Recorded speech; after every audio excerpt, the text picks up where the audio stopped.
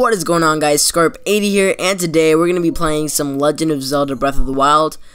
Just a quick disclaimer before I start this video does not show how to pass or get through all shrines. That would be crazy. This is simply a video about some tips, tricks, and strategies that will help you solve some of those shrines, especially when you are not that advanced in the game.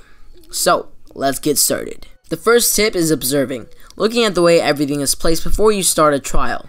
In lots of shrines, the objects that you have to work with are placed in certain locations for specific reasons, so remembering the way things were placed is really important. The second tip is using the name of the trial to give you an idea about what you're going to have to do to get through the trial.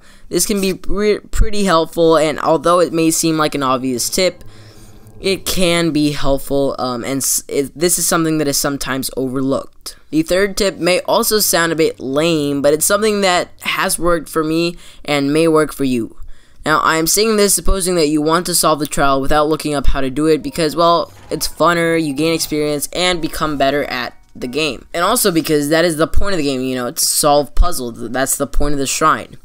So this tip is basically just pausing the game or not doing anything, just stopping, and then envisioning the trial, saying the materials or objects that you were given, and just thinking about different things you can try. You know, just instead of trying things randomly and hoping that one of them will work, actually trying to think about what your objective is and what you have to work with to gain that objective. The fourth tip is trying all of your runes. This is something that has happened to me a lot, and obviously you won't need all of your runes in one shrine, but trying all of them can help you figure out something that you would not have known without them. For example, using magnesis, you can find metal objects like chests.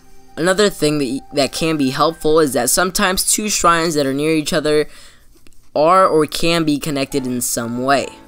Also, some shrines require you to go into the shrine, grab or do something, and then come out and back into the shrine. That way it resets. And finally, some shrines like combat shrines can be very difficult, and you may need to get better weapons, more hearts, and stamina before you can complete it. So, a good thing to do is unlock the teleportation feature, which is right outside the shrine, like it's part of the shrine, but you don't go into the shrine yet. And save that shrine for later. Just remember to mark it somehow, that way you remember to come back to it. Alright, my last words of advice is, first of all, leave no stone unturned, so try every possible thing that you can think of, and sometimes you have to go backward a step, especially to get chests. So for example, you may need to do something in the next room and then come back to the last room to get a chest, for example. Now the last thing is that there are many ways to solve a shrine sometimes. Sometimes there's only one way, or two, but most of the time, well, I'm not sure if most of the time, but at least half of the time, there are many ways to solve a shrine. So, you need to figure out what way works best for you, and what way is easier for you. That way, you can beat the shrine without having to look anything up.